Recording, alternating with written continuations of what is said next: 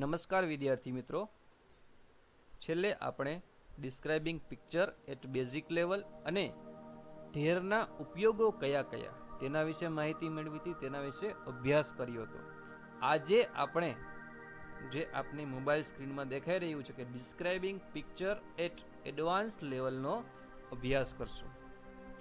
આજનું આ online lecture start કર્યા પહેલાં બીજી એક સૂચના છે કે જે કોઈએ પણ describing picture at basic level અને ધેરના ઉપયોગો કયા કયા તે વિડીયો ન જોયો હોય તો તે ખાસ જોઈ લેવો, અથવા તો એવું લાગે તો ફરી એકવાર રિપીટ પણ કરી લેવો, ત્યાર પછી જ આજનો આ વિડીયો જોવો. કારણ કે જ્યાં સુધી આપને બેઝિક લેવલ નહીં સમજાય ત્યાં સુધી ડાયરેક્ટ એડવાન્સ લેવલ સમજવું થોડું મુશ્કેલ પડશે. બીજી એક વાત કે ધોરણ 10 અને 12 બંને ધોરણોમાં બેઝિક લેવલ અને એડવાન્સ લેવલ તમે કોઈ પણ લખી શકો છો. એટલે કે ડિસ્ક્રાઇબિંગ પિક્ચર ધોરણ 10 અને 12 બંને ધોરણોમાં 5 માર્ક્સમાં પૂછાય છે. જો તમે બેઝિક લેવલે લખશો તો પણ તમને 5 માર્ક મળશે, એડવાન્સ લખશો તો પણ 5 જ. પણ મારી સલાહ એક છે કે જે વિદ્યાર્થી હોશિયાર છે, જેને અંગ્રેજીમાં વાક્યો બનાવવામાં તકલીફ નથી પડતી, તેના માટે એડવાન્સ લેવલ બેસ્ટ છે. પણ જે વિદ્યાર્થીને તકલીફ પડે છે તેના માટે બેઝિક લેવલ બેસ્ટ છે. હું કોઈને એમ નથી કહેતો કે જે વિદ્યાર્થીને લાંબા વાક્યો બનાવવામાં તકલીફ પડે તે ન કરી શકે, તે પણ કરી શકે. તો તે વિદ્યાર્થી થોડી વધુ મહેનત કરે, બેઝિક લેવલ બરાબર સમજી લે, ત્યાર પછી ધેરનો વિડીયો જોઈ અને તે બરાબર સમજી લે, અને ત્યાર પછી એડવાન્સ લેવલ પણ સમજી લો, જેથી કરીને તમે પણ એડવાન્સ લેવલે પહોંચી જશો. તો હવે આપણે આજનો આ વિડીયો એટલે કે એડવાન્સ લેવલ સ્ટાર્ટ કરીએ. સૌથી પહેલા આના માટે કઈ કઈ બાબતોનું ધ્યાન રાખવાનું, કઈ કઈ બાબતોની જરૂર પડશે તે વસ્તુ સેમ છે. તો કે prepositions, general words, use only present continuous tense એટલે કે ચાલુ વર્તમાન કાળનો જ ઉપયોગ કરવો. બાકીની બધી સૂચના સેમ છે કે જો આપની પાસે આટલી બાબતો વિશે માહિતી હશે તો સરળતાથી ડિસ્ક્રાઇબિંગ પિક્ચર લખી શકશો. તો આ વસ્તુ સેમ છે. મેં પહેલા જ કહ્યું કે આમાં થોડા ઘણા ગ્રામેટિકલ ચેન્જીસ છે. હવે નેક્સ્ટ, તો ધેરના વાક્યનો ઉપયોગ કરવો એટલે કે બેઝિક લેવલમાં તમે ધેર સિવાયના વાક્યો એટલે કે this is the picture of XYZ જે કંઈ પણ હોય તેનો ઉપયોગ કરતા. પણ એડવાન્સ લેવલમાં ધેરના વાક્યનો ઉપયોગ ફરજિયાત કરવો, જેથી કરીને જે આપણું વાક્ય છે તે વાક્ય મોટું બને. એટલે કે there are many boys in the garden એટલે કે બગીચામાં ઘણા બધા છોકરાઓ છે. There is a bus near the tree એટલે કે વૃક્ષની બાજુમાં બસ છે. બીજું વાક્ય તો કે વાક્યોમાં ચાલુ વર્તમાન કાળનો ઉપયોગ કરવો. આ વાતની આપણને ખબર છે. તો હવે આટલો વિડીયો જોયા પછી વિદ્યાર્થીઓ એટલે કે તમને પ્રશ્ન હોય કે ડિસ્ક્રાઇબિંગ પિક્ચર એટ એડવાન્સ લેવલના વાક્યો વળી કેવા હશે, તો એના થોડાક એક્ઝામ્પલ અહીંયા આપેલા છે કે નીચે મુજબના વાક્યો બનાવવા. હવે આપણે અત્યાર સુધી અંગ્રેજી ભણ્યા, તેમાં વચ્ચે વચ્ચે એવું આવતું કે કેનનો ઉપયોગ કરવો, CAN કેન, કેન એટલે કરી શકવું, આઈ કેન ડુ ઇટ એટલે કે હું કરી શકું છું. આ શબ્દની આમાં જરૂર પડશે. તો આ વાક્યમાં પેલું વાક્ય છે તો કે we can also C many people and children in the street. Street એટલે શેરી. આનું અંગ્રેજી કરીએ કે આપણે શેરીમાં ઘણા લોકો અને બાળકોને જોઈ શકીએ છીએ. અહીંયા કેન શબ્દનો ઉપયોગ કર્યો હોવાથી એવું બોલવું પડે કે જોઈ શકીએ છીએ, કારણ કે કેન એ ક્ષમતા દર્શાવે છે કે આ કામ કરી શકાય કે ન કરી શકાય, આ કામ થઈ શકે કે ન થઈ શકે. એટલે પિક્ચરમાં જો ઘણા બાળકો આપણે જોઈ શકતા હોય, એટલે કે જો અંદર હોય તો આપણે જોઈ શકવાના જ છીએ, તો ત્યાં we can also see many people and children in the street. આવું આપણે કહી શકીએ. માની લો કે તમારી સામે એક મેળાનું ચિત્ર છે અને એમાં ઘણા બધા બાળકો હોવાના, ઘણા બધા લોકો હોવાના, તો તમે એવું કહી શકો કે we can also see many people and children in the fair. કે અમે મેળામાં ઘણા બાળકો અને ઘણા લોકોને જોઈ શકીએ છીએ, આવું તમે કહી શકો. તો આ વાક્ય છે કેન, જેનો ઉપયોગ આપણે ડિસ્ક્રાઇબિંગ પિક્ચર એટ એડવાન્સ લેવલમાં કરવાનો છે. આટલા જ સિમ્પલ વાક્યો છે, કંઈ અઘરા નથી. પણ એડવાન્સ લેવલમાં એટલું જ છે કે વાક્ય જેમ બને તેમ મોટું કરવું. બેઝિક લેવલમાં એમ હતું કે એક વાક્ય વધુમાં વધુ એક લીટીમાં પૂર્ણ થતું, પણ આમાં એક વાક્ય એક લીટીનું, બે લીટીનું કે 3 લીટીનું પણ હોઈ શકે છે. એટલે આમાં વિદ્યાર્થીઓ પાસે, એટલે કે આપની પાસે સ્પેલિંગ ભંડોળ, ક્રિયાપદોનું ભંડોળ હોવું ખૂબ જ જરૂરી છે. ત્યાર પછી બીજું એક્ઝામ્પલ જોઈએ કે 3 children are wearing raincoat and enjoying the beautiful atmosphere. હવે આ વાક્યમાં બીજી કોઈ નવીન વાત નથી, પણ આમાં 2 વાક્યોને ભેગા કરવામાં આવ્યા છે, એટલે સંયોજકનો ઉપયોગ કરવામાં આવ્યો છે, જેને અંગ્રેજીમાં આપણે કંજક્શન પણ કહીએ છીએ. કંજક્શન આમાં અહીંયા છે. એન્ડ એટલે સંયોજક. એન્ડ દ્વારા 2 વાક્યોને ભેગા કરી અને એક મોટું વાક્ય બનાવવામાં આવ્યું છે. એટલે કે પહેલું વાક્ય કયું કે બાળકોએ રેનકોટ પહેર્યો છે. બરાબર, પિક્ચરમાં બાળકોએ રેનકોટ પહેર્યો છે, એટલે આપણે પહેલું વાક્ય બનાવ્યું કે 3 બાળકોએ રેનકોટ પહેર્યો છે. ત્યાર પછી તેઓ એટમોસ્ફિયર એટલે વાતાવરણ, તેઓ આ સુંદર વાતાવરણ ની મજા માણી રહ્યા છે. વરસાદ આવતો હોય એટલે વાતાવરણ સ્વાભાવિક છે કે સારું જ હોય, ઠંડક હોય, એટલે તેઓ આ સુંદર વાતાવરણની મજા માણી રહ્યા છે. તે અલગ વાક્ય લખવાને બદલે તે વાક્યને આની સાથે જ જોડી દેવામાં આવ્યું, એટલે એન્ડ દ્વારા બંને વાક્યોને જોડી અને એક મોટું વાક્ય બનાવવું. સિમ્પલ છે, પણ આમાં ખાસ ધ્યાન રાખવું કે એન્ડ લખવાનું જો ભૂલાઈ જાય તો આ વાક્યનો અડધો માર્ક્સ પણ મળે નહીં.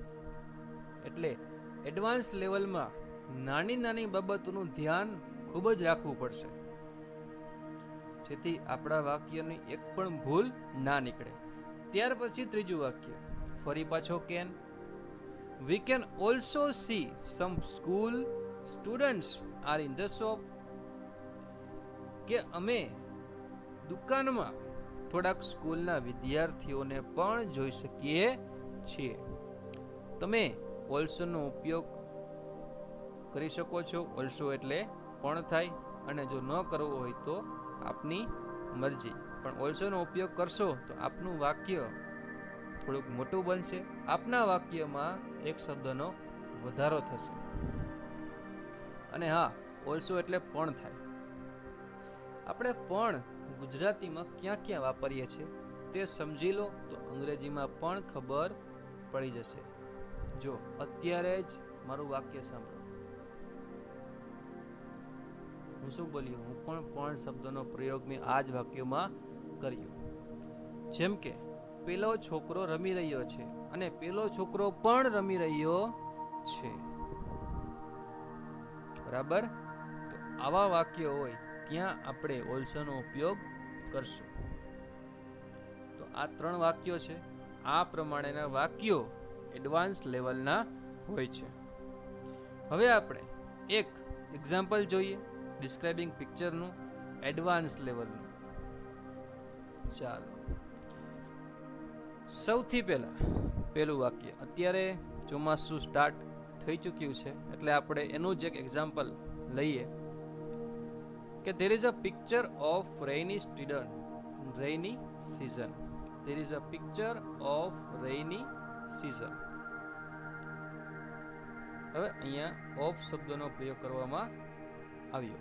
ઓફ એટલે નો, ની, નું, ના, કે આ ચોમાસાની ઋતુનું એક ચિત્ર છે. There is a picture of rainy season. ત્યાર પછી બીજું વાક્ય, અહીંયા in this picture નો અર્થ થાય કે આ ચિત્રમાં. એક વાત કહી દઉં અહીંયા કે અહીંયા જ્યાં આપણે બેઝિક લેવલમાં એવા વાક્યો બનાવતા કે બગીચામાં ઘણા લોકો છે, તો કે many people are in the garden. તો અહીંયા ઇન ધીસ પિક્ચર એટલે કે જે સ્થળ છે તેને પહેલા જ બતાવી દેવામાં આવ્યું. એટલે કે ઇન ધીસ પિક્ચર અને પહેલા જ લખવામાં આવ્યું. તમે પણ લખી શકો છો. તો કે ઇન ધીસ પિક્ચર એટલે કે આ ચિત્રમાં વી કેન સી અમે જોઈ શકીએ છીએ. ઇન ધીસ પિક્ચર પછી અલ્પ વિરામ કરવું ખૂબ જ જરૂરી છે. In this picture we can see many people and children in the street. In this picture we can see many people and children in the street. કે આ ચિત્રમાં અમે શેરીમાં ઘણા બધા બાળકો અને લોકોને જોઈ શકીએ છીએ. આ બીજું વાક્ય. ત્યાર પછી some children are wearing a raincoat and enjoying the beautiful atmosphere.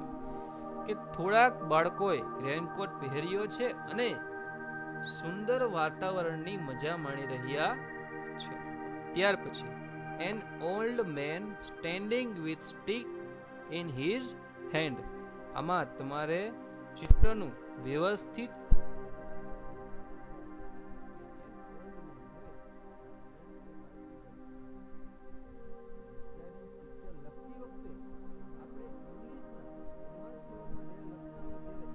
ઇંગ્લિશના જેટલા પણ ભૂતકાળમાં નિયમો શીખી ગયા, જેટલા પણ ટોપિક શીખી ગયા, એ બધા ટોપિક સાથે રાખી અને ત્યાર પછી આ એડવાન્સ લેવલ લખવું. An old man standing with stick in his hand. કે એક વૃદ્ધ માણસ લાકડી સાથે, સ્ટીક એટલે લાકડી સાથે, તેના હાથમાં લાકડી સાથે ઊભો છે. હવે આ વાક્ય લગભગ 3 લીટી ઉપરનું છે. તો કે we can see some people are walking on the footpath and 2 women are talking to each other and they also having umbrella. આ વાક્યની સમજૂતી આપણે પછી મેળવશું. એની પહેલા છેલ્લું વાક્ય જોઈ લઈએ કે we can also see that all people are enjoying this season. અને અમે જોઈ શકીએ કે બધા જ લોકો આની મજા માણી રહ્યા છે. એટલે કે આ ઋતુની મજા માણી રહ્યા છે. હવે બધા જ લોકો તમે પણ મજા માણી રહ્યા છો. શેની? ઓનલાઈન લેક્ચર જોવાની, બીજી શેની? ચાલો હવે આપણે આ વાક્ય ફરી એકવાર જોઈ લઈએ. We can see some people are walking on the footpath. આ વાક્ય અહીંયા પૂર્ણ થાય છે. અત્યારે સમજવા માટે તમે તમારી બુકમાં પણ આ વાક્ય લખી શકો છો કે we can see some people are walking on the footpath. કે અમે જોઈ શકીએ છીએ કે થોડાક લોકો ફૂટપાથ પર ચાલી રહ્યા છે. શું કરે છે? ચાલી રહ્યા છે. બરાબર? ચાલતા હોય તો એ લખવું, દોડતા હોય તો રનિંગ લખવું. અહીંયા પેલું વાક્ય સમાપ્ત થાય. ત્યાર પછી સંયોજકનો ઉપયોગ કરી બીજું વાક્ય જોડી દીધું છે. 2 women are talking to each other. હવે ઈચ અધર એટલે એનો અર્થ થાય એકબીજા સાથે. તો પહેલા જ કીધું કે એડવાન્સ લેવલમાં આપની પાસે આવા બધા શબ્દોનું ભંડોળ, ક્રિયાપદોનું ભંડોળ હોવું ખૂબ જ જરૂરી છે. એટલે જ્યારે પણ ફ્રી હોઈએ ત્યારે સ્પેલિંગ પાકા કરો, સ્પેલિંગ ભંડોળ વધારો, અને સ્પેલિંગ પાકા ન કરવા પણ જે સ્પેલિંગ પાકા કરો તેના વાક્યો બનાવો.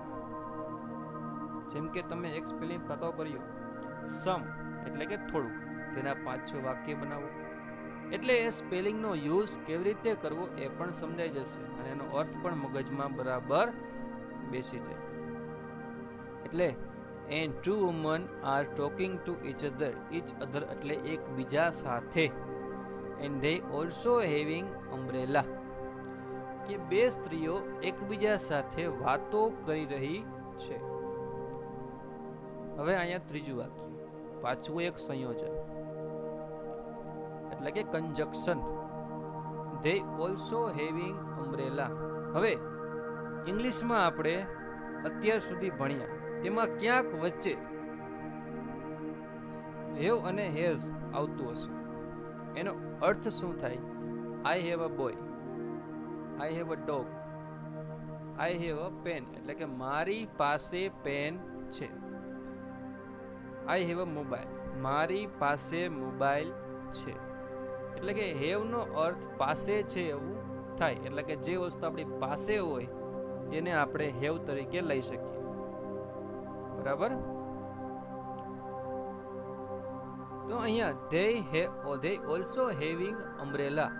અહીંયા હેવિંગ શબ્દનો ઉચ્ચાર એટલા માટે છે કે હેવિંગ એટલે હેવ નો અર્થ થાય they એટલે કોની વાત થાય છે?